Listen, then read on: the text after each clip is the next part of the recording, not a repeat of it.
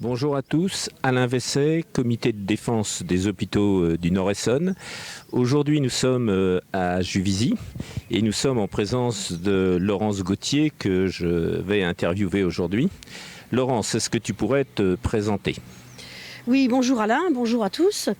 Donc je m'appelle Laurence, je suis membre du comité de défense des hôpitaux du Nord-Essonne, Juvisy faisant partie de ce groupe d'hôpitaux du Nord-Essonne.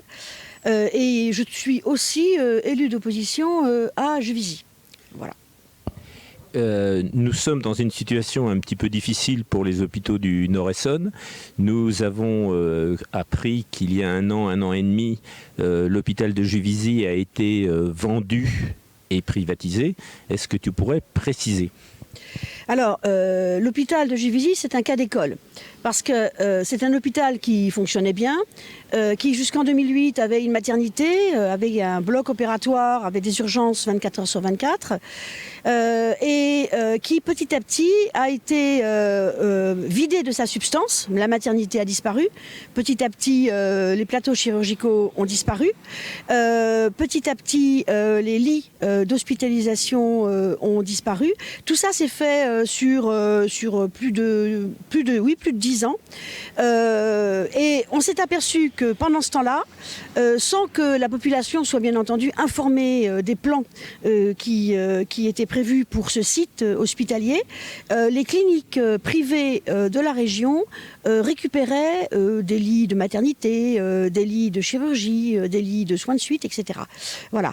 Et jusqu'à il y a un an où l'hôpital de Juvisy a été vendu au groupe Corian, qui est un groupe connu, puisque c'est un groupe qui est spécialisé dans la gériatrie et les soins de suite gériatriques. C'est un groupe qui fait de la gériatrie, mais à but lucratif.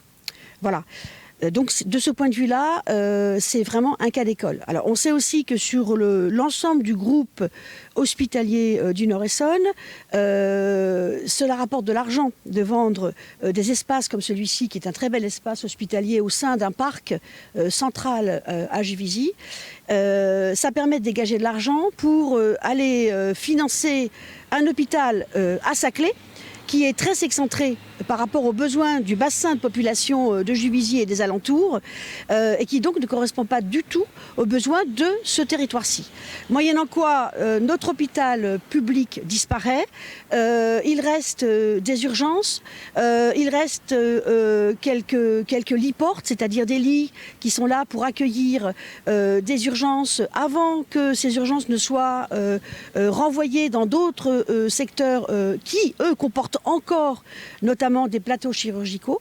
Et à terme, tout ça va disparaître. On nous a dit que les urgences allaient subsister, mais sur un montage qui nous paraît assez curieux, à savoir que l'ARS, l'Agence régionale de santé, après avoir poussé pour vendre cet espace et les bâtiments à Corian, loue à ce même Corian 1000, 1200, 1500 mètres carrés pour y abriter des urgences qui sont censées être des urgences publiques. Voilà. Sauf que le jour où Corian décidera que cette activité n'est pas suffisamment lucrative, rien ne l'empêchera de supprimer ces urgences. Auquel cas, les habitants de Juvisy et des alentours n'auront même plus ces urgences qui se réduisent un peu à de la bobologie, mais qui sont quand même encore très utiles à la population. Merci Laurence, ce sont des informations importantes. J'ai cru entendre dire d'ailleurs qu'il avait été vendu l'hôpital pour 12 millions d'euros. Et l'hôpital de Longjumeau et l'hôpital d'Orsay devaient aussi être vendus, mais le comité de défense a attaqué au tribunal administratif et le montage financier ne tenait pas la route et ils ont été obligés d'abandonner ce montage financier pour Longjumeau-Juvisy et Longjumeau et Orsay et injecter quand même 50 millions d'euros pour le futur hôpital de Saclay. En tout cas, on est dans une situation dramatique parce qu'effectivement, c'est une politique du gouvernement Macron, hein, qui a suivi il a suivi tous les gouvernements précédents en matière de santé publique. Et c'est une politique qu'a mise en application l'ARS et la présidente du conseil de surveillance du GHNE, hein, du groupement hospitalier Nord-Essonne. Qu'est-ce que tu penses de cette politique ? Eh bien, cette politique, en fait, c'est la même politique que dans l'ensemble de la France. Hein, c'est-à-dire que cette politique, elle remonte à 20 ou 30 ans, quand on a eu le sentiment que finalement, investir de l'argent dans la santé publique, c'était peut-être pas ce qu'il y avait de mieux, que l'État-providence, donc qui protégeait les plus faibles d'entre nous, était à rejeter, et qu'il fallait passer à une politique du tout libérale. C'est-à-dire qu'à la limite, on cotise beaucoup, donc on est protégé 100%. On cotise moins parce qu'on a été au chômage, parce qu'on a eu des accidents de la vie, parce qu'on a été en rupture, etc. Et on sera beaucoup moins bien soigné. C'est-à-dire qu'à un moment donné, il y a une trentaine d'années à peu près, la Vulgate, ce qui a dirigé les politiques, les choix politiques de nos gouvernants, ça a été de dire la santé, l'hôpital, l'école publique, les transports publics, etc., tout ça, ça coûte trop cher.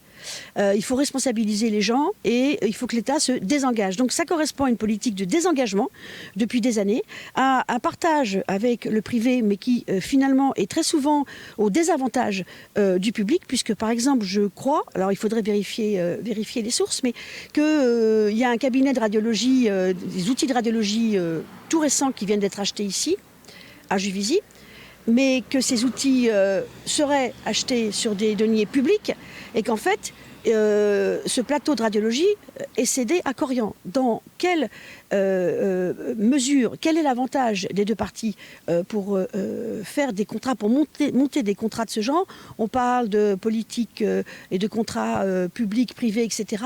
En général, ces contrats sont au détriment des intérêts du public et des intérêts du commun, des mortels, des intérêts de nous tous. Ils vont à l'encontre de la logique des services publics. Donc c'est une politique globale de destruction de nos hôpitaux publics qui est globale sur toute la France, qui est voulue. On a volontairement arrêté d'entretenir les hôpitaux, on a volontairement arrêté d'élever le niveau de salaire des soignants et des médecins hospitaliers. On a volontairement laissé se dégrader la situation pour pouvoir ensuite dire ça n'est pas efficace, il nous faut une rationalité de management, et on s'est mis à gérer les hôpitaux comme des entreprises.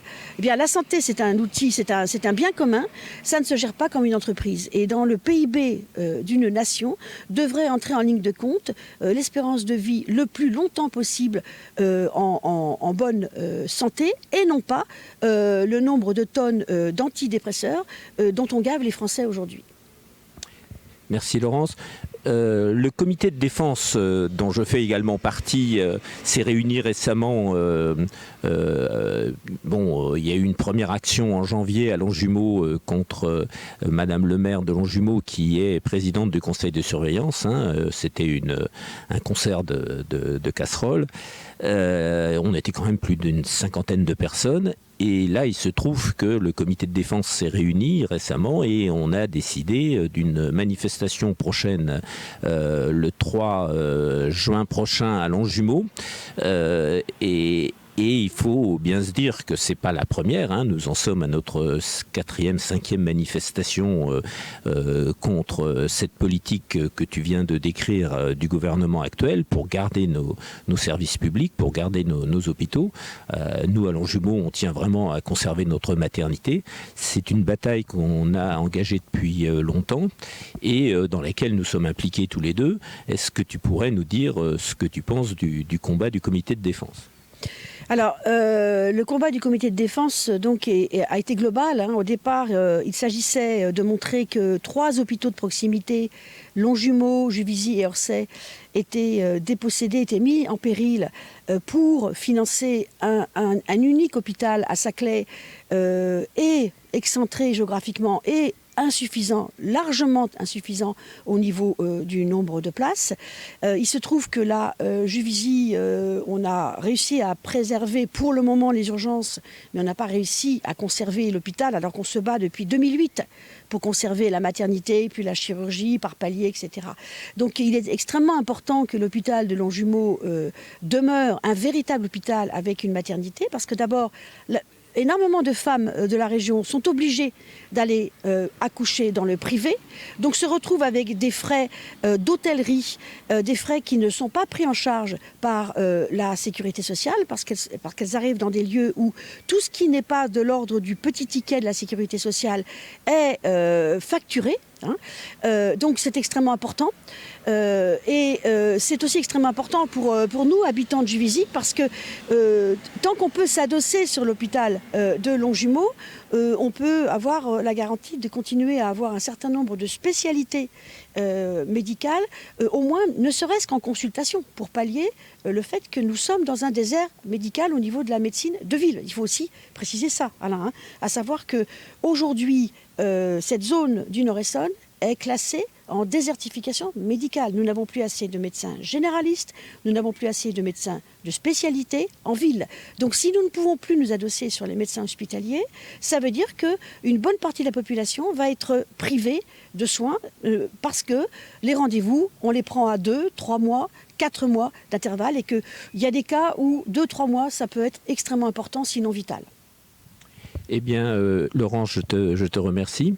J'en appelle évidemment à tous les citoyens, tous ceux qui comprennent que nous avons besoin de nos services publics hospitaliers.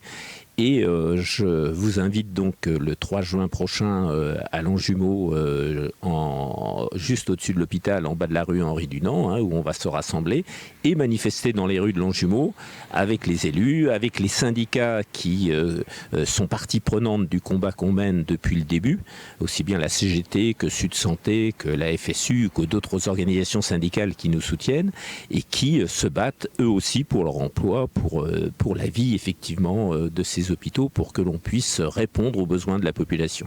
Je vous remercie à tous. Je te remercie, Laurence, bien sûr. Je t'en prie. Et je vous tous, le 3 juin à Longjumeau. Voilà, merci à tous et à bientôt.